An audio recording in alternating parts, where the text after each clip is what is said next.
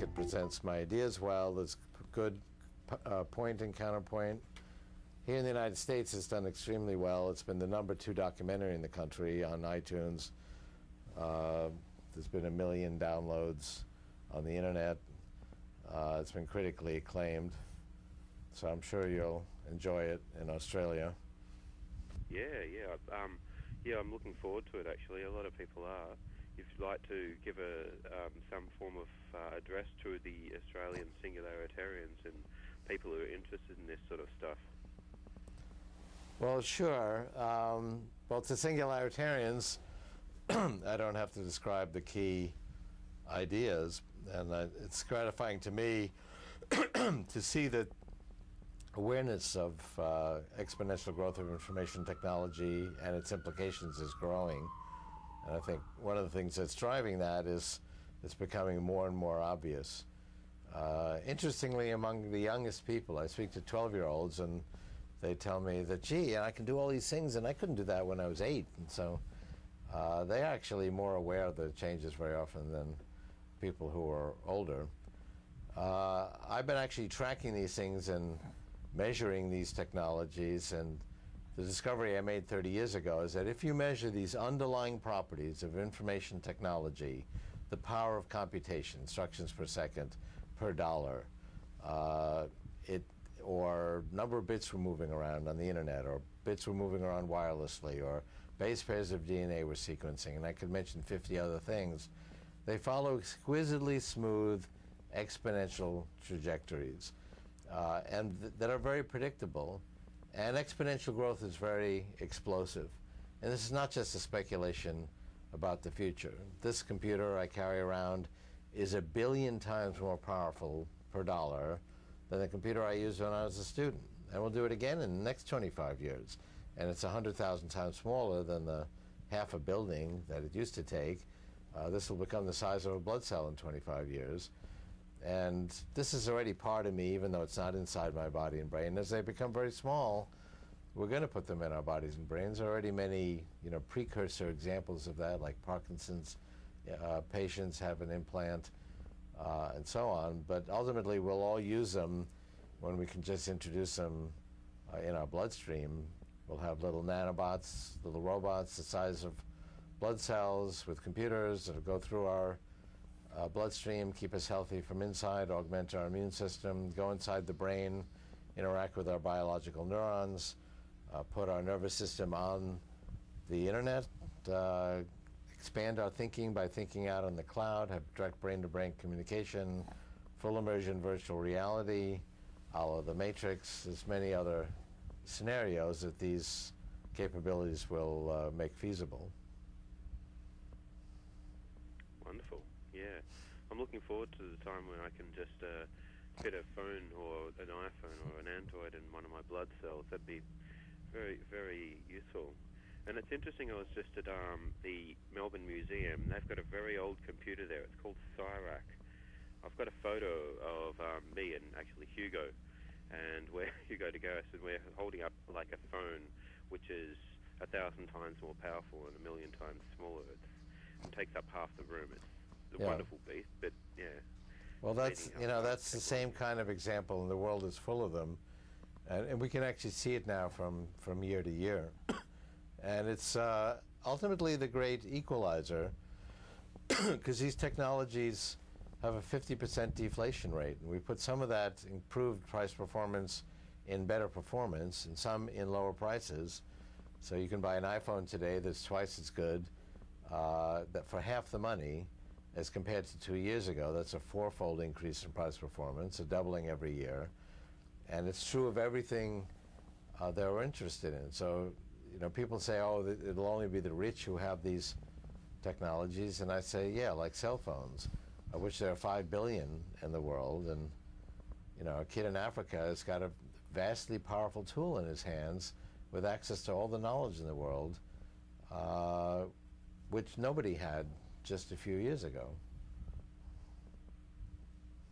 It's amazing how far technology has come. Yet, how did you first get together on the Transcendent Man project with Barry? Well, Barry, do you want to address that? I came across Ray's book, The Singularity is Near, in 2005, actually the first month of 2006, and gave it a read, and to say it struck my fancy was an understatement. Frankly, it blew me away, as a lot of people, or it has for a lot of people. But I come at books from the perspective of a filmmaker, and when I read just the first few chapters, and I had been looking for a project for some time, and when I read the first few chapters, I said, aha, if I take the amplifying power of cinema, and I merge that with what Ray was talking about, I thought we would have something. We'd have something that would be powerful and profound in the form of a film. So, together with my producing partner and my wife, Felicia, we contacted Ray, and he was gracious enough to meet us and to hear us out, and we pitched him this notion and this concept of this documentary. We weren't calling it Transcendent Man back then in 2007 when we met Ray for the first time, but we said, we'd like to follow you around. We'd like to have access to you and what you're doing, the people you're meeting, your family, your friends, get to know who you are, what makes you tick, and see if we could create this narrative story. And lo and behold, a couple of years go by, and we followed Ray around to over 5 countries and over 30 cities, and interviewed over 70 thought leaders. And the culmination of all that, and a lot of other fortuitous accidents along the way, has given us Transcendent Man, the movie. And I tend to make decisions pretty quickly, very often fateful decisions, and I'd gotten other inquiries like this. There was something about Barry and Felicia's email that was appealing, so I met them, and very quickly I said, okay, sure. And then they followed me around for a couple of years. And I was not involved in the making of the movie. I didn't see the movie at all until actually shortly before it premiered at the Tribeca Film Festival.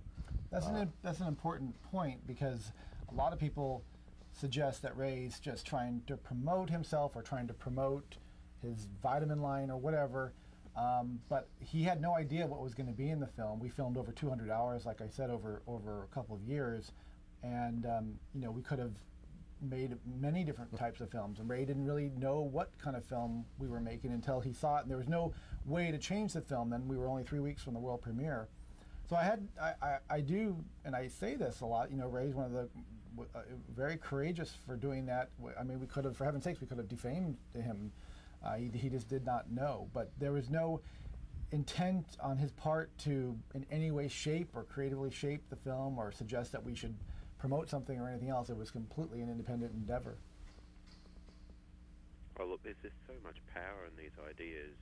I'm quite surprised it hasn't been taken up by many people early on.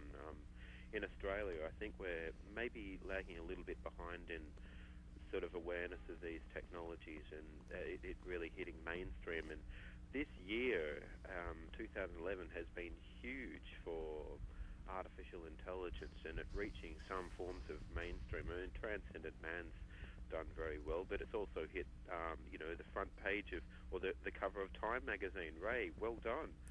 It's amazing. Yeah, the ideas are and Watson. The ideas are circulating, and they're getting more credence, and the evidence is accumulating. You mentioned artificial intelligence. I mean, Watson defeating the best 2 human Jeopardy players combined is impressive, because Jeopardy, it's all about human language and the subtleties of human language, jokes and puns and metaphors and similes, the kind of thing that people earlier said, oh, well, computers can play chess, but they'll never deal with these vagaries of language. And Watson not only understood the queries, but also had read all of Wikipedia and other encyclopedias to get its knowledge. It got its knowledge on its own by reading the way students do, so it has a learning capacity. And that kind of AI is now going to be applied to other areas like medicine. A short while ago sometime, that a computer actually learned to play Civilization. That's a game, strategy game, and it won about 49% of the time. Then it read the manual. It was given the manual, it wasn't taught how to read, and it wasn't explicitly programmed what was in the manual, but it read the manual and inferred something from it, and then started winning 79% of the time. Right. It did actually have an ability to understand enough language to read the manual, but nothing about the game, and it picked up the game by reading the manual the way you might, and then did very well. So we're seeing these kinds of organic demonstrations that are viscerally impressive. Or how about the Google cars that have driven 140,000 miles without human drivers in busy cities and towns of California? These are the kind of demonstrations that belie the common criticism that, well, hardware is progressing exponentially, but software is stuck in the mud. We can clearly see that's not the case. Yeah, it's amazing. We've got a conference coming up, the Singularity Summit. The second one in Australia. It's in Melbourne. Ben Goertzel, David Chalmers, and we've got Steve Omohundro and Lawrence Krauss speaking. And Yeah, it's going to be a really good lineup. That's a great lineup. And Chalmers is a very thoughtful philosopher, because these issues raise key philosophical issues. When, and I believe it is just a matter of when, we can capture the essence of somebody's mind file, all the information in your brain that gives you your personality and memory and skills, and then we recreate that on another substrate. Is that new entity conscious, particularly if it can act like you and be convincing? Is it you? Is there a continuity of identity? I mean, and these are philosophical issues, but they're not. These will go beyond the polite debates that we've had since the Platonic dialogues. These will be practical issues, because we're going to encounter systems that are like that. And we're going to become them ourselves. We're going to be putting technology inside our bodies and brains. So a portion of our intelligence will be non-biological. That portion is going to grow exponentially. You go out to, say, 2045, and the bulk of our intelligence will be non-biological. It'll be where the action is. Are we still human? Are we still conscious? Are we still the same person? These philosophical issues become very practical at that point. Yeah, sounds really amazing. So, where would you say the natural language processing that happens in computers like Watson and everything, when will you say it will be ready for people to start engaging in dialogues with Google? Right. Well, I think, if you took a capability like Watson and applied it to a search engine, you get something impressive. With today's computation, it is so computationally intense that they couldn't afford to provide that much computation for each query. So I think it's going to be about 5 years just before the sort of, the continued exponential growth of hardware capability will catch up to providing that capability. But so I do expect to see these kinds of capabilities where you can really ask a natural language question, engage in some dialogue. Did you mean this and that? And as if it were a human assistant, and talk things over and actually get a response. I think if you were to take Watson today and apply it to the Turing test, it's not optimized for the Turing test, but if you were to do that, it would be pretty impressive. I still, it's interesting. Watson is actually operating below human levels in understanding human language. So how is it then that it actually defeated the best Jeopardy players? It got a higher score than the two best Jeopardy players put together. It's because it combined a certain ability to understand human language with an ability where computers are already far superior to us, which is the ability to master vast amounts of information, remember it all, access it very quickly. You and I could sit down and read all of Wikipedia. We wouldn't remember very much of it, and we certainly wouldn't be able to recall any fact within 3 seconds. Computers can do that. Once they do reach human levels, which I've said will happen by 2029, but they'll be faster, and they can go out on the internet and read billions of pages and master it all and be able to call up any of that information very quickly. That'll be a very powerful combination. Indeed. One of the hard problems, according to some of my roboticist friends in Australia, is the ability for robots or artificial intelligence to interpret sensory data such as visual cues. How long do you think it'll take for robots to be able to operate in the world in such a way that it can, walk and run and be as agile as us, but also have as much finesse in operating in the physical world? Well, that's happening. I'm involved with one robotics company started by Hans Moravec, the sort of legendary roboticist at Carnegie Mellon, where a robot can operate in natural environment and bring material from one place to another. Rodney Brooks of MIT has just started a robotics company with the goal specifically of being able to delicately pick up objects and move them around, even delicate objects with finger-like dexterity, and do things in an unplanned environment, which will of course greatly expand the ability of robots to do things in factories or even in your home. It takes a lot of skill, such as the one you're describing, to wash the dishes. You don't smash the glasses as you put them in the dishwasher. But we're learning the secrets of how to do that.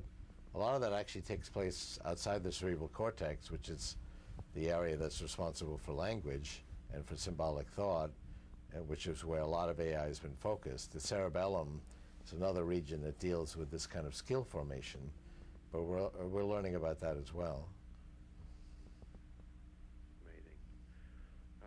Well, the media has been reacting very positively in America. How do you think it's? Have you had any negative reactions to the Singularity is Near book and the Transcendent Man film? Well, the whole area is controversial, I think properly so, because technology is a double-edged sword. I agree with that, actually, and I've written extensively about the downsides.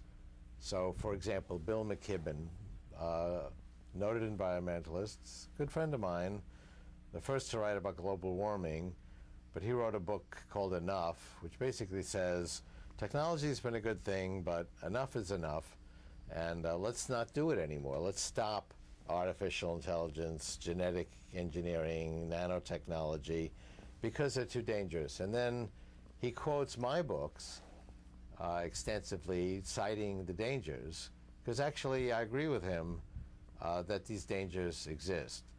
We don't agree on what to do about them. Relinquishment, meaning let's not pursue them, is unrealistic. It would deprive us of the profound benefits we still need. There's still a lot of sick people we'd like to cure. It would require totalitarian government to implement a ban on technology. That was the moral of the novel Brave New World. Most importantly, it would drive these technologies underground, where they'd be even more dangerous. That also happened in Brave New World. The right answer is to actually build defensive systems where we can protect ourselves from abuse. And a good example of where we've actually done that very well is in the area of software viruses. If we sat back and said no one would ever put out a destructive software virus, the internet wouldn't last very long. We have a technological immune system, just like the biological immune system we have, that quickly detects new software viruses and then works with human help to deactivate them, create new antiviral programs that are spread out virally on the internet. And it's worked very well. Nobody's taken down the internet for even a second over the last 10 years. That's a good model of how we need to deal with all of these dangers. Someone could do the same thing with biological viruses, and we need a similar technological immune system to deal with that. How will we approach to building friendly artificial intelligence if we're going to be using the reverse engineering approach to, of the brain approach to building AI? Well, that's, of course, unfriendly AI, so-called, is the theme of many science futurism movies. I would say one, there's no guarantee, by the way. I think, if there's an entity out there that's smarter than you are, a lot smarter, and is bent for your destruction, that's not a good situation to be in. The answer really is don't get into that situation. I think one thing we can take some comfort from is that this is not being created in some secret lab and like Frankenstein, it will then sneak out and stalk the world. It's very widely distributed. You know, this is very intelligent, but you know, billions of people have them. And I think this technology is going to be like that. Google is very impressive. And all these kinds of technologies are, you know, the artificial intelligence of today, and they're not just in some secret laboratory. It's very well integrated. It's part of who we are. We are the human-machine civilization. That's not a guarantee. You know, we created atomic bombs, and those are still potentially threatening. I think these technologies will tend to increase our intelligence and also our emotional intelligence and make us wiser. We have the phenomena of the wisdom of crowds. So I actually think these technologies are democratizing and lead to better decision-making overall. You can certainly find examples of that, and also the opposite, where we have the wisdom of lynch mobs on the internet. But I think overall these technologies make us wiser. Well, what can we do as techno-progressives in Australia, as being like sort of an island in the southern part of the world, to promote the development of beneficial technologies? Well, I think awareness is the most important thing. I think Australia actually has been very well integrated into world culture and awareness of technology and use of technology and contribution to it. It's not a situation where you got these different countries and it's a zero-sum game. If there's an engineer in China who creates a better solar panel, that benefits everyone. We can see the economy of the entire world is linked together. You don't have an Australian economy and a South African economy, and it's all one. I mean, I noticed that when I traveled around the world in October 2008. Okay, then the economy went down, but it affected everyone at the same time, everywhere in the world. And the same thing is when it's going up. And it's certainly the same thing in terms of sharing technology. The best thing is awareness, for people to be aware that it's only the scale of these exponentially growing information technologies that have the potential to overcome the major challenges of humanity. Do you think the world would be more efficiently governed if there were less borders or less regulatory control between countries? Well, I think we're moving naturally in that direction. So much commerce, cultural exchange, and just plain financial economic commerce is across boundaries, and wealth and even products in the form of software bounce off satellites and through the internet and hardly notice a geographic boundary. Boundaries are getting less and less significant. It's not like it just suddenly goes away, but something that used to control every facet of our lives, and our whole lives was just in the institutions in one country. That's already behind us. Is there anything you'd like to say to introduce a Transcendent Man movie that's going to be premiering for the first time in Australia on August the 19th? Well, as I mentioned, it's a great movie. Barry's actually presented the controversy both on feasibility and desirability. There are naysayers, there's counterpoint. He does make a linkage between my personal life and the use of these technologies and their development. It's a beautifully made film, just the cinematography and the way the ideas are portrayed. So I'm proud to be in it and be the subject of the movie, and it's great that Australians will have the opportunity to see it. Definitely. Barry, have you got anything to say?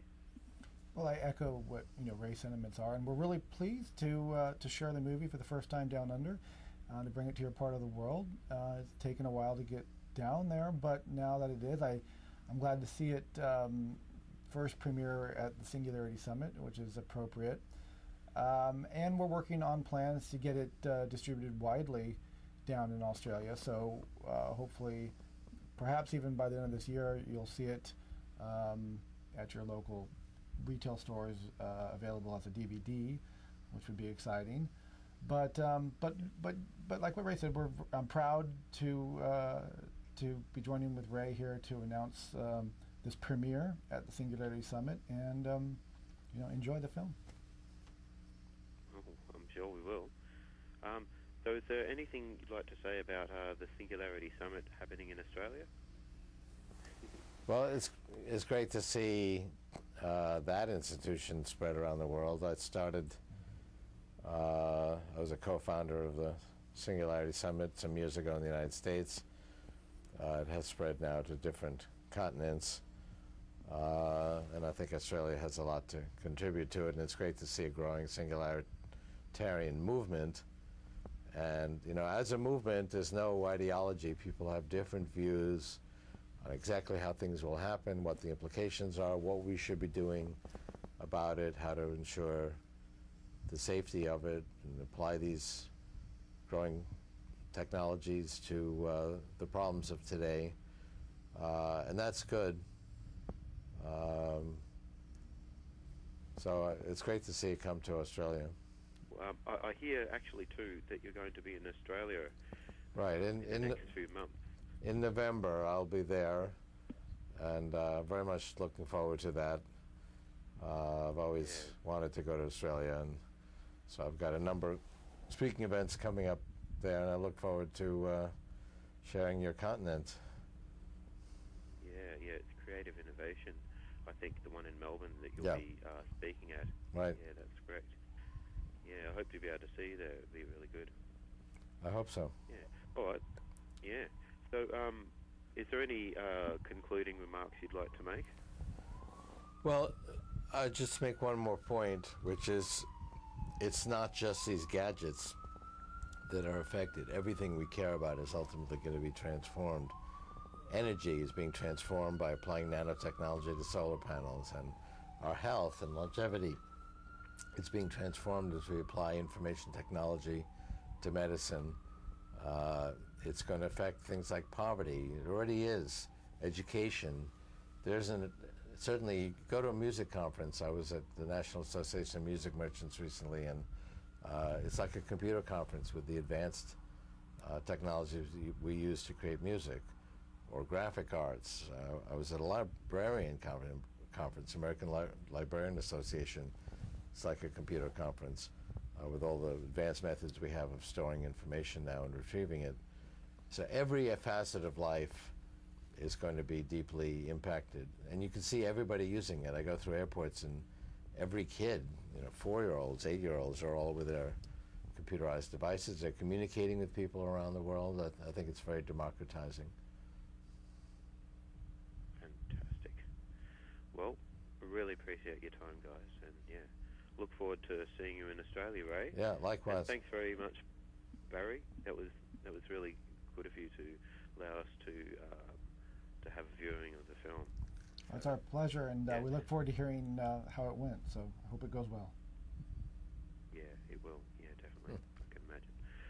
All right. Well, nice speaking. Great to talk to you. Thank you, Have a Adam. great evening. You too. Bye-bye. Cheers.